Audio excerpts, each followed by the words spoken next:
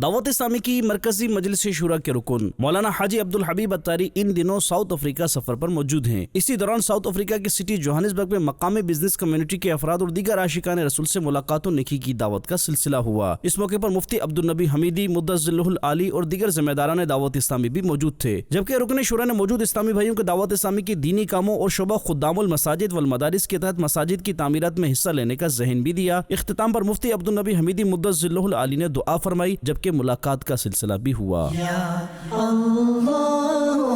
یا اللہ یا اللہ یا اللہ، وصف بیان کرتے ہیں سارے سنگ و شجر چاند ستارے، تسبیح ہے